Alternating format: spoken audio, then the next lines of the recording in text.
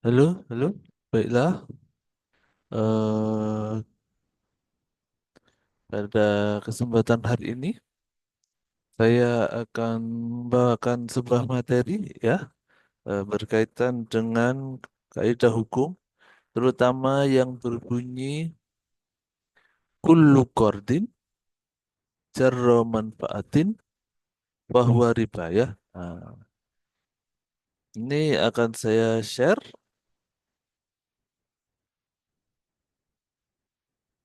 materinya. Baiklah. Jadi kaidahnya berbunyi kullu qardin jarra manfaatin bahwa riba ya. Kemudian bisa kita jabarkan ya dari kaidah ini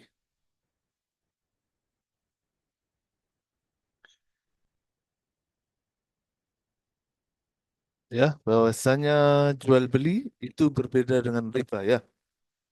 Dalam sebuah ayat dalam Al-Qur'an dinyatakan bahwa wa ahallallahu al-bai' wa harramar riba kan begitu ya.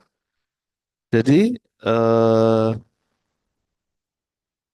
kemudian di selanjut dari ayat tersebut itu ada keterangan bahwa sebagian orang itu menyatakan bahwa jual beli itu sama saja dengan riba.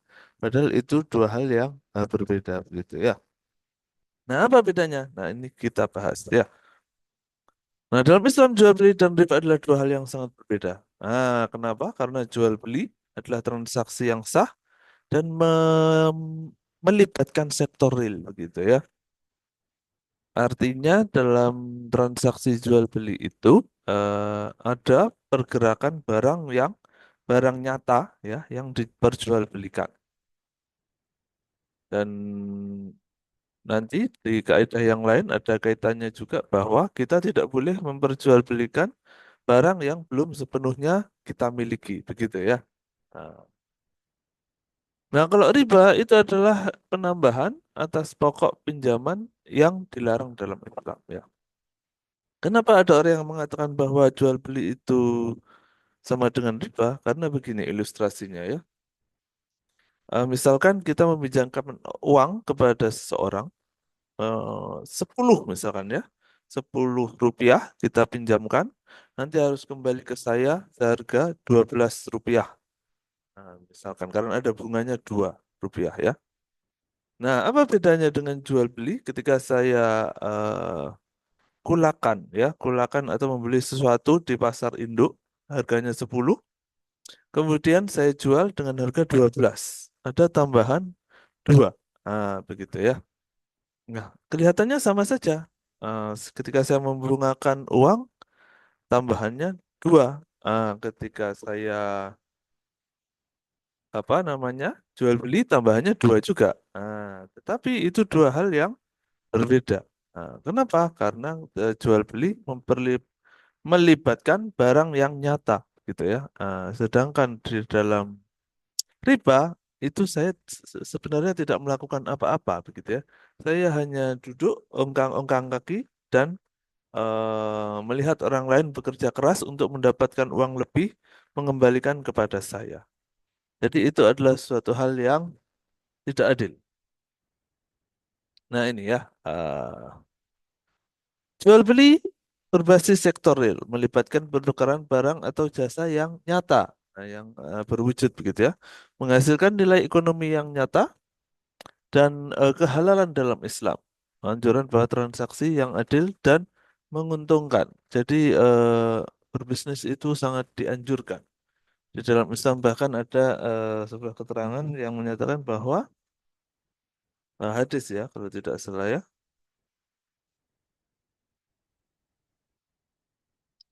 80 atau 90% dari rezeki itu dari sektor perdagangan ya, perdagangan atau bisnis ya. Nah, dan sisanya dari sektor yang lain. Nah, mungkin nanti kalian bisa mengecek ya keabsahan hadis atau pernyataan tersebut ya. Apakah itu hadis atau pernyataan sahabat ya. Nah, tapi intinya bahwasanya sebagian besar eh, keuntungan finansial itu didapat dari dunia bisnis begitu ya, selain dari pekerjaan-pekerjaan yang lainnya. Sehingga bisnis di dalam Islam itu sangat dianjurkan.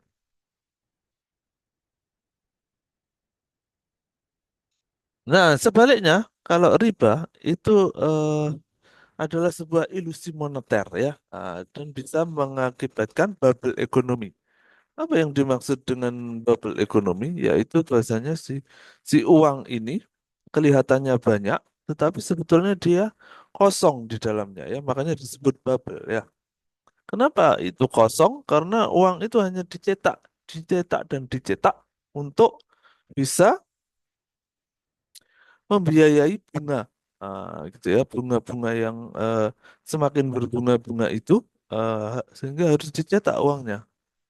Padahal itu tidak ada dasar sektor realnya. Nah, sementara kita tahu bahwa dalam dunia moneter atau keuangan, semakin banyak kita mencetak uang, maka semakin besar pula inflasinya. Karena semakin banyak uang yang beredar, maka nilai uang tersebut akan berkurang, gitu ya. Dan hal ini bisa merusak keseimbangan perekonomian. Sehingga itulah hikmahnya kenapa di dalam Islam setiap manfaat yang diambil dari utang adalah riba. Nah, bagaimana alternatif syariah dari pinjaman itu ya? Kalau pinjaman itu nggak boleh, alternatifnya apa? Nah, bisa kita memakai murabahah ya, atau akad jual beli dengan margin yang disepakati.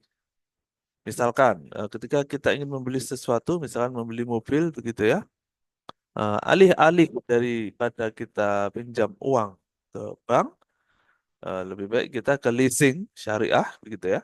Uh, Biarkan leasingnya itu yang membelikan mobil untuk kita, kemudian kita mengangsur dengan biaya murabahah ya.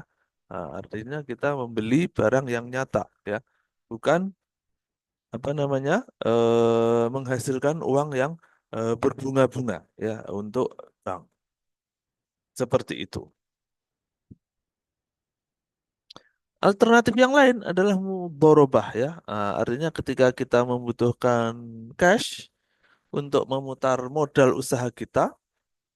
Nah, ada sebuah apa namanya akad yang disebut dengan mudharabah yang dulu pernah dicontohkan oleh Rasulullah dan istrinya, Siti Khadijah ya, di mana Siti Khadijah adalah pemodal dan Rasulullah adalah eh Sohibul Mal itu ya, pemodal yang punya harta itu Khadijah, dan Rasulullah adalah mudoribnya. Gitu ya, mudorib itu orang yang memutar modal tersebut ya. Di mana dia sebetulnya tidak menyumbangkan hal yang lain selain tenaganya atau keahliannya dalam berdagang, dalam berbisnis. Sedangkan modalnya dari sohibul mal ya. Keuntungannya dibagi sesuai dengan kesepakatan. Selain bebas dari riba, mudharabah ini mendorong usaha produktif ya. Yang ketiga ada alternatif namanya Qardul Hasan ya. Qardul Hasan ini adalah pinjaman tanpa bunga. Ini khusus untuk orang yang